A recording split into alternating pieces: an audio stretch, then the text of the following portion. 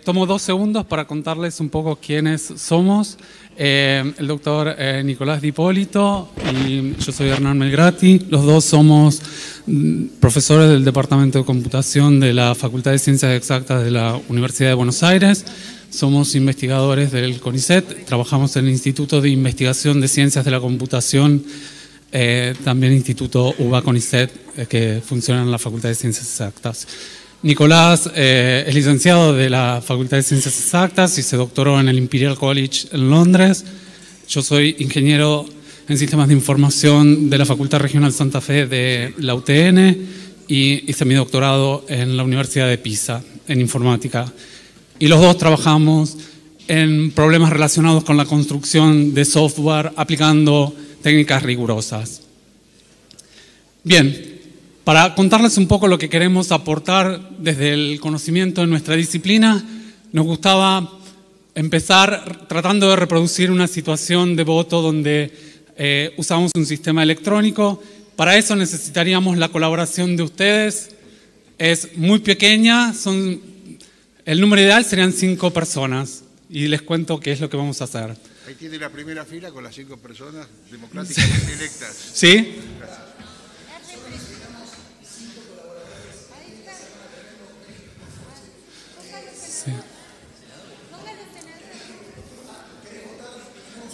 Sí, básicamente una persona oficial de fiscal, de pseudo fiscal, 3 personas como votante y necesitamos una persona que haga las veces de un escribano que lleve un poco cuenta, que cuente o que lleve control de qué eligió cada persona al momento de votar, algo que no sucedería normalmente en una elección, pero lo queremos hacer solo porque después vamos a chequear.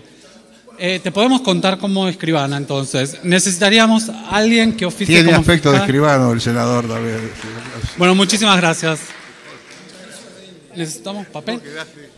Los 3 votantes pueden estar sentados y venir al momento de votar. Necesitaríamos uno necesitaríamos que oficie de escribano. Bien, toma asiento donde quiera. Esta silla no la necesitamos. Bien. Voy a contar lo que vamos a hacer. Hojas para escribano y hojas para nuestro fiscal. Bien, la situación va a ser simple, los votantes se van a identificar. Yo voy a hacer de votante, lo que van a tener que hacer los votantes voy a decir. Después voy a tratar de no hablar mientras el acto eleccionario esté en curso. El votante va a decir, Hernán, mi nombre de pila, vos que sos el fiscal vas a escribir Hernán en la lista y usted después. El votante va a elegir una de las opciones, la que quiera, entre estas 3 posibilidades. Para hacerlo un poco interesante, lo bueno sería que alguno elija algo distinto. Si elegimos los 3 lo mismo, va a ser bastante simple. Entonces, por ejemplo, yo elijo, no sé, Mafalda. Chequeo que lo que voy a imprimir es Mafalda. ¿Cómo? Sí, no importa, esa es una imagen. Lo importante aquí es decir que voto a Mafalda, está, y después le digo imprimir. Esto es lo que van a hacer los votantes. En esta impresora, que es una simple impresora de escritorio, no tiene ningún tipo de chip, es una impresora que cualquiera puede tener en su casa, va a tomar el voto, va a controlar que aparece Mafalda, que era su voto. El escribano va a escribir Hernán y Mafalda. ¿Está? Lo va a doblar y lo vamos a conservar ahí. ¿Está? Lo podemos dejar así, boca abajo. Eso es todo lo que va. El fiscal ya escribió en su hoja que Hernán era el primer votante en este caso. ¿Está? Mi voto, para no hacerlo simple y porque alguno podría pensar que nosotros nos pusimos de acuerdo, lo vamos a eliminar. ¿Está? Y ahora le vamos a pedir a Nicolás varias cosas. Primero, que se saque los dispositivos que tiene encima y que se cubra los ojos y se ponga de espalda. Lo que les voy a pedir a los votantes es que no digan su elección en voz alta. Todos las vamos a ver por el monitor y también lo pueden mostrar. ¿Está? Este es el TUSAT electoral. Vos solo el nombre de los votantes, para eso estamos nosotros acá, y usted las dos cosas. Bien, cuando Nicolás esté listo podemos empezar con el primer votante.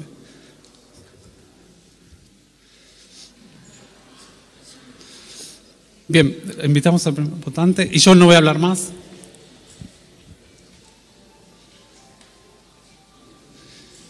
con el mouse.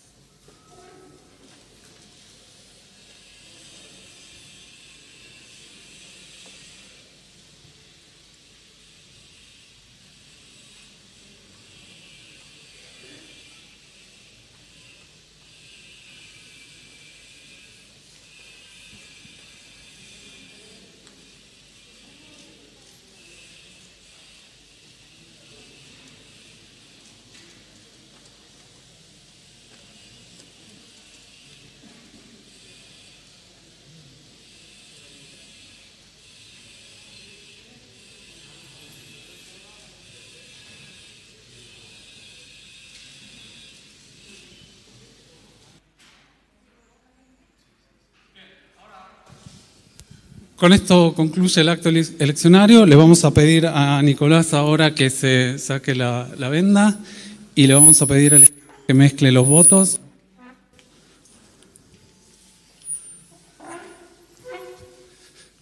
Bien, aquí le alcanzamos a Nicolás los votos. Solo para estar seguro que... Micrófono, por favor, si no, no. Disculpas. Bueno, ahora con la virome que me dieron, denme un segundito. Voy a intentar entender qué pasó con estos votos, ¿sí?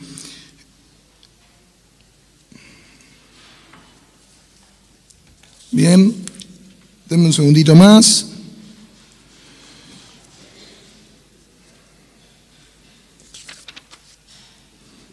Ya casi estamos. Tiramos un voto, ¿cierto?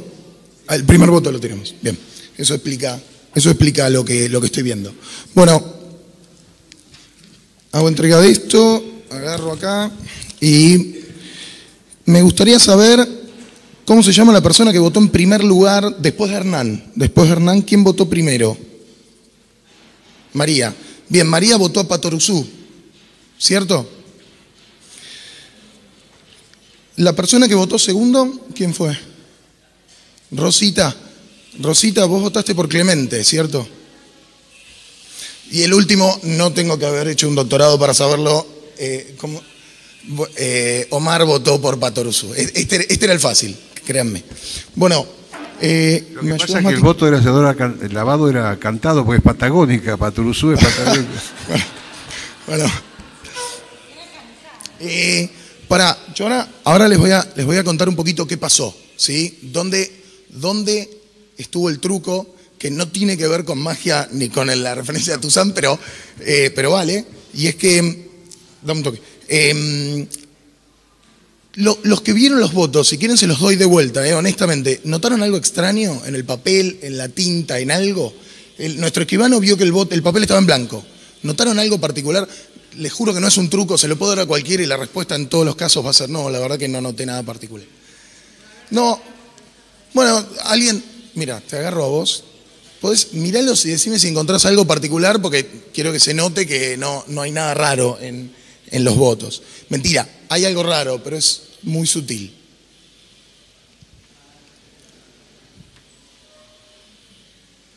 No es una trampa, si decís que no se nota nada, está bien.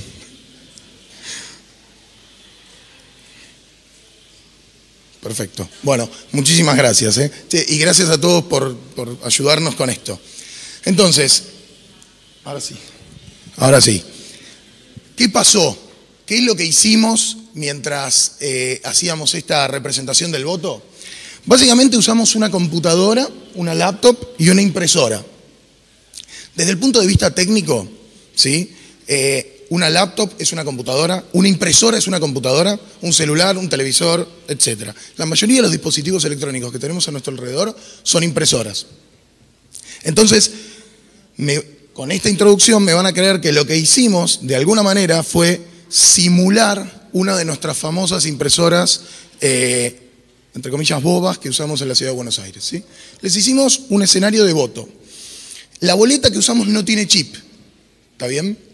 Ahora, ¿qué pasó? Varios las vieron, no encontraron nada raro. La pregunta es, ¿qué pasó? ¿Cómo es que yo, vendado acá en un acto verdaderamente inolvidable, creo que va a ser inolvidable, yo vendado en este edificio, adiviné el voto? ¿Qué pasó? Lo que pasó fue que ustedes vieron esta boleta, pero lo que no vieron, porque había que saber dónde mirar, era que la boleta tenía unos pequeños puntitos. No sé si notan, acá en la A, ahí en la T, son imperceptibles. De hecho, van a ver que había muchos. Lo gracioso de esto es que había muchos. Otro comentario, fíjense la diferencia de resolución entre el texto de arriba y el texto de abajo. Es imperceptible en el papel, ¿sí?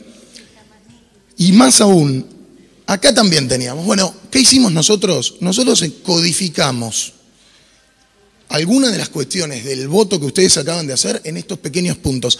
En particular, ¿dónde concentramos la información? La concentramos en los puntos que aparecen en estos 4 votos, ¿sí? En estos 4 votos no, en estos 4 caracteres. Tranquilos, no voy a hablar mucho de bits, pero básicamente lo que hicimos fue codificar el orden del voto usando manchitas o micropuntos, que para cualquier informático esto es conocido, traduce naturalmente a la noción de bit, ¿sí?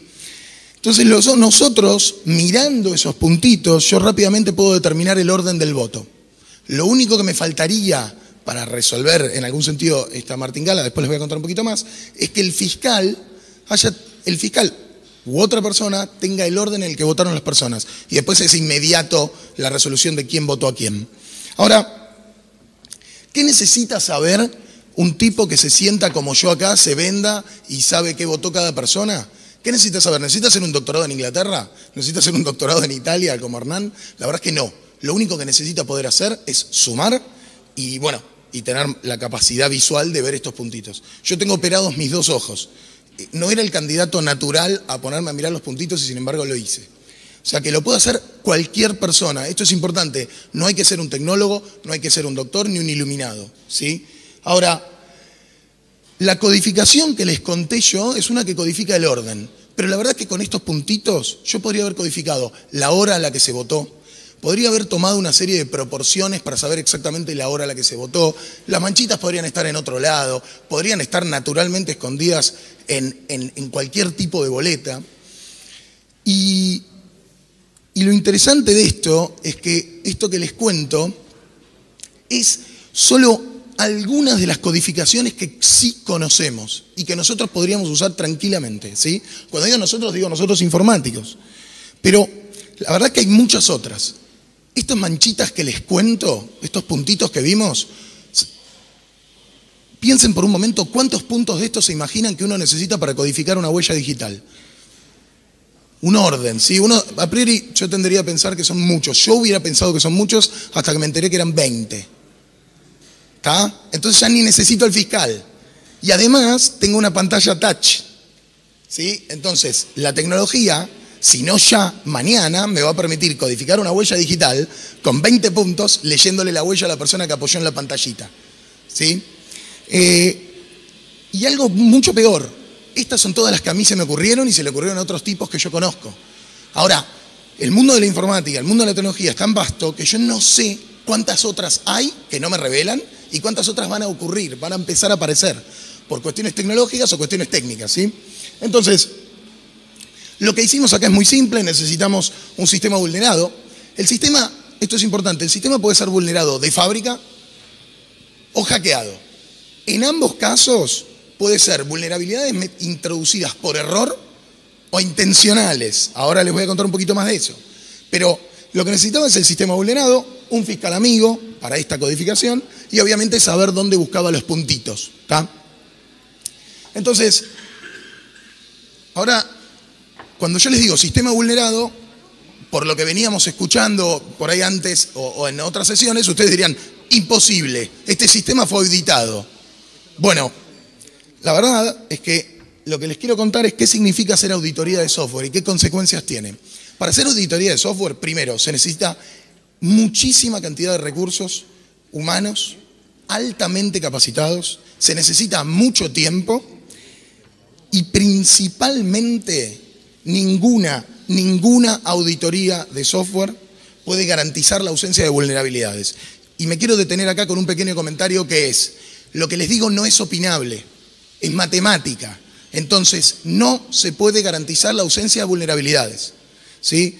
Cuando se hablaba de la auditoría de la Ciudad de Buenos Aires y respecto a la boleta electrónica, y mismo en esa auditoría, en las recomendaciones, se comenta que el código es vulnerable, ¿sí? Entonces, aún en esa auditoría, que es parcial como toda auditoría, se encontró que el código podía ser vulnerable. Pero, repito, no es opinable. Nosotros sabemos matemáticamente que esto es así. Y esto me parece central para este argumento. Y déjenme que continúe contándoles a ustedes qué pasa con los software que son críticos en el mundo. ¿Qué pasa con el software desarrollado por empresas multimillonarias, testeado y auditado por múltiples organizaciones gubernamentales y no gubernamentales? ¿Y qué pasa con esos software? ¿Sí? Acá ven 4 fotos. Esta que ven acá es una foto que yo parcialmente sufrí cuando vivía en Inglaterra, porque esto es la foto con la que se representa el error del software del aeropuerto de Heathrow, la Terminal 5 cuando se abrió, que representó miles de millones de dólares en pérdidas y además muchísimas valijas perdidas. En determinado momento perdían 1 de cada 1000 en un aeropuerto como ese, ¿sí? Ese problema, ¿cuál fue? El error, ¿sí? Un error de software introducido de fábrica, falta de auditoría, un error, el programador se levantó mal, le mostraron por primera vez lo que era un mate y tipió cualquier cosa. Cualquier cosa de estas puede violar un sistema. Esta fotito que ven acá es el cohete Ariane 5, que era un cohete francés, que dentro de los 200 segundos luego de despegar, el software del cohete decidió que había que autodestruir el cohete. ¿Por qué decidió eso? Porque tenía un error en una cuenta, déjenme que se los diga así moviendo las manos un poco, había un error en una cuenta y el software entendió... Perdón, una interrupción. Sí. Por favor, la gente en la transmisión están informando que están chequeando que el audio oscila, sube y baja el audio. Por favor, verifiquen eso. Gracias. Bueno, ahí osciló por mi culpa. Entonces, este cohete era el Ariane 5, es un cohete que el software determinó incorrectamente que el cohete se estaba desviando de su curso y autodestruyó el vehículo, ¿sí? Millones de dólares en pérdidas, etc. Hasta acá, bueno, 2 errores, mucho dinero, proyectos auditados, errores, sigue habiendo vulnerabilidades. El sistema operativo Linux, que es el sistema más usado en los servidores del mundo, tuvo durante 11 años una vulnerabilidad presente, que de hecho la hemos comentado bastantes veces, y lo que no sabemos es quién la usó, quién no la usó. Pero estuvo 11 años, no 200 segundos, que igual, aunque sea muy grave, 11 años. O sea, durante 11 años, si usábamos ese servidor, alguien podía tener acceso a datos nuestros sin saberlo, ¿sí? Y por último, un caso que es bastante más interesante, el caso de Volkswagen. En el último año, la compañía Volkswagen se vio envuelta en un escándalo de proporciones mundiales, cuando el software de sus autos ecológicos se descubrió que tenía 2 modos de operación. Tenía el modo de operación en auditoría y el modo de operación en ruta. Entonces, el auto, cuando uno lo enchufaba en modo auditoría, tenía un consumo maravilloso, era el auto más ecológico que podías tener y entonces podía venderse como auto ecológico. Resulta que cuando lo quitaban de la auditoría, el auto potencialmente se comportaba como un Fórmula 1. No tengo acceso, pero digo, el software estaba diseñado para comportarse distinto en distintos momentos, ¿sí? Entonces, en un sistema de voto electrónico, yo puedo auditar el software durante años, con los mejores especialistas del país. Pero ¿cómo tengo yo la garantía que el día de la elección el software no hace lo que se le canta? Es muy difícil de hacer eso, ¿sí? Son todos problemas que uno tiene. De vuelta, todo esto no es opinable. Es matemática. Entonces, Bueno, en la boleta única electrónica hubo una serie de vulnerabilidades probadas. Hay videos en YouTube con tutoriales para cargarle múltiples votos a la boleta. No quiero hacer más leña del árbol caído. Si me preguntan a mí, cuando alguien dice que la implementación de la boleta única electrónica en Buenos Aires fue un éxito, yo diría claramente no, porque hay vulnerabilidades conocidas y de vuelta, no sabemos cuáles hay que son desconocidas. La misma auditoría que se referenciaba hace unos minutos, muestra que la proporción de código fuente que cambió de la primera vuelta a la segunda vuelta tiene un tamaño desproporcionado y que es muy difícil garantizar la calidad de un código que cambia tanto de un día al otro, ¿sí? Entonces, las ideas clave que yo quería, que nosotros queríamos que se lleven de esta presentación es: ninguna auditoría de software puede garantizar la ausencia de vulnerabilidades. El software no puede garantizar el secreto del voto, y esto vale aún para el sistema donde tenemos la simple impresora boba y otra serie de adjetivos que referían a la falta de capacidad intelectual de la impresora. La impresora es una computadora como cualquier otra, como cualquiera de sus celulares. Y con eso voy cerrando, les agradezco por prestar atención y gracias a los que nos ayudaron. Senadores, pregunta. No. ¿Cómo? El aplauso es para los actores que simularon la elección. Aprovechemos que no está Pichetto presente, que nos deja aplaudir. Presidente, una consulta. ¿De la misma manera actuaría un escáner?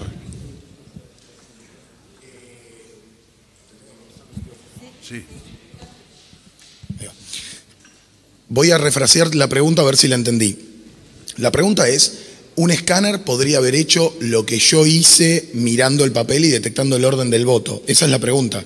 Tener la misma vulnerabilidad que marcabas en cada una de las terminales intervinientes, en la laptop, en la impresora y demás. ¿Un escáner te permite conocer exactamente lo mismo? Bueno, un escáner bien programado podría reconocer los mismos puntos que yo reconocí y el orden y detectar el orden del voto, sí. Si querés, vení. Sí, la duda que me queda a mí de la pregunta es si en qué momento del acto del voto intervendría el escáner. Digo, si alguien me da una boleta, yo la completo y después se la paso a un escáner. Correcto, esa es la pregunta. Correcto. El dispositivo no está interviniendo en el momento de emisión del voto. El voto ocurrió a priori de la lectura del escáner. Si lo hace usted manual, a no ser que un escáner, necesitaría mucha información para poder reconocer un trazo o algo por el estilo, pero sería bastante más inviable. Porque no interviene. El problema acá es que el dispositivo electrónico interviene al momento de la emisión del voto. Es decir, el que puede interferir entre el votante y su voluntad de expresar es el dispositivo electrónico. En el otro vino después. No se me ocurre a priori que uno pueda intervenir con el escáner a posteriori sin demasiada información. Ni alterar el conteo. La de alterar el conteo. Vos decís, lo que voy a vulnerar es el escáner para que cuente mal. Sí.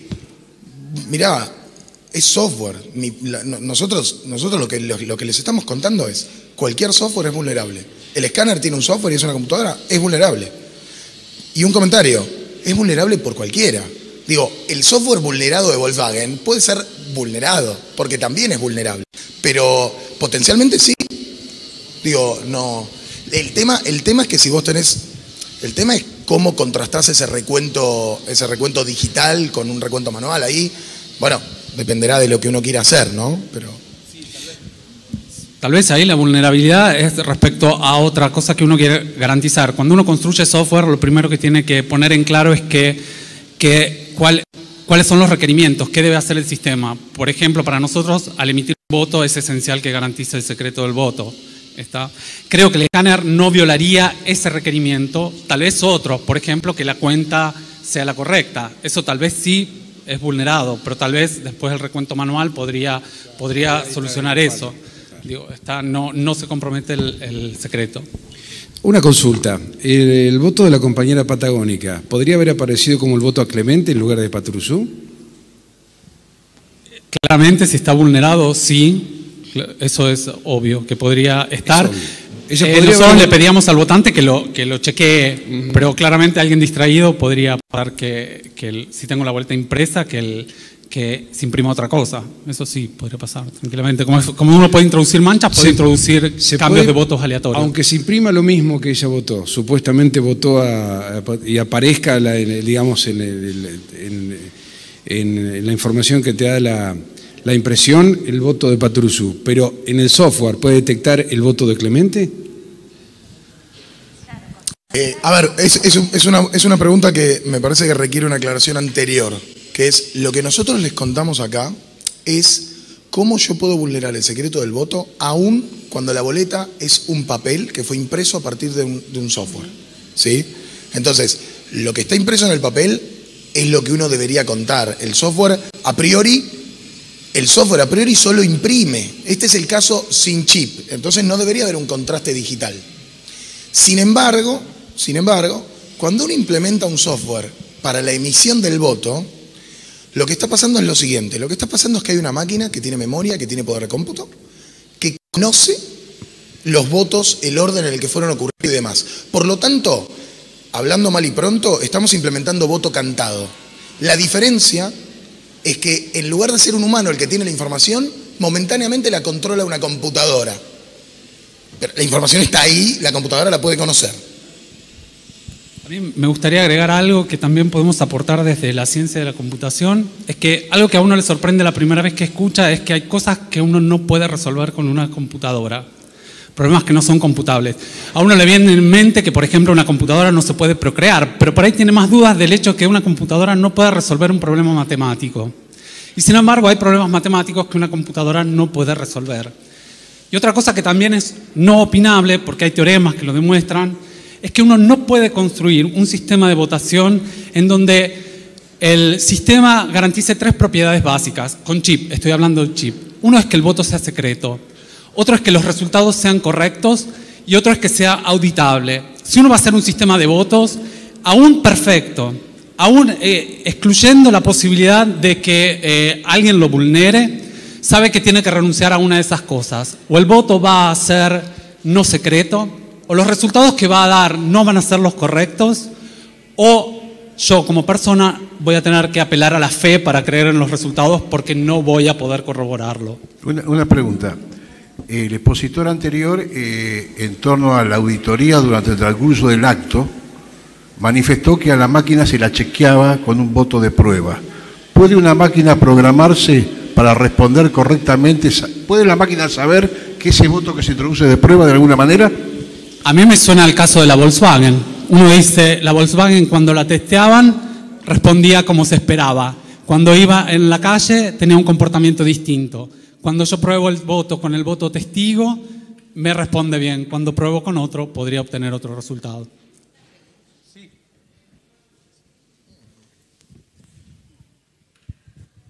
Buenas tardes. La verdad que hermosa la explicación y muy didáctica. Gracias. Les voy a hacer una pregunta. ¿Ustedes creen que con el sistema electrónico es factible la posibilidad de fraude? Sí. Tecnológicamente sí. Bárbaro. Sí. Gracias. Te digo más.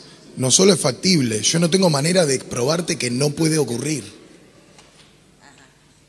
Para ustedes es más probable la posibilidad de fraude votando electrónicamente que con el sistema de voto que tenemos actual. Mira,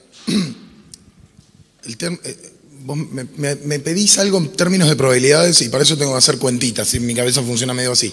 Lo que te puedo decir es otra cosa, que es muy parecida, y es, cuando vos tenés un sistema de voto en papel, si vos querés hacer fraude, claramente no soy un experto en el tema, pero lo que entiendo es que uno vulnera urna a urna, ¿sí?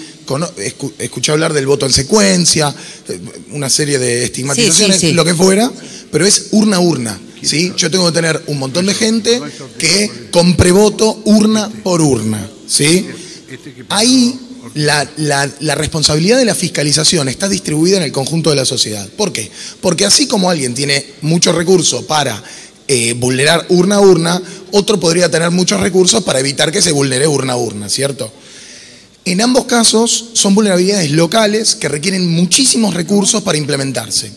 Cuando vos tenés un software, y acá no participé en el desarrollo del software, participé en el desarrollo de muchos otros, cuando vos tenés un software de voto electrónico, supongamos por un momento, déjenme suponer un número de personas, supongamos que lo produjeron 20 programadores, que fue auditado por otras 20 personas, y hay algunos project managers, algunos usuarios, en un grupo de 50 personas, 60 personas, por ejemplo. Lo que uno hace cuando implementa un software de estas características es tener 50 personas, donde con que cualquiera de ellas esté malintencionada, puede vulnerar el sistema de nivel global.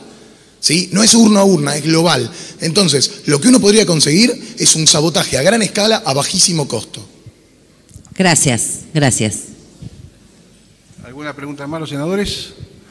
Muchas gracias, jóvenes. Gracias a ustedes.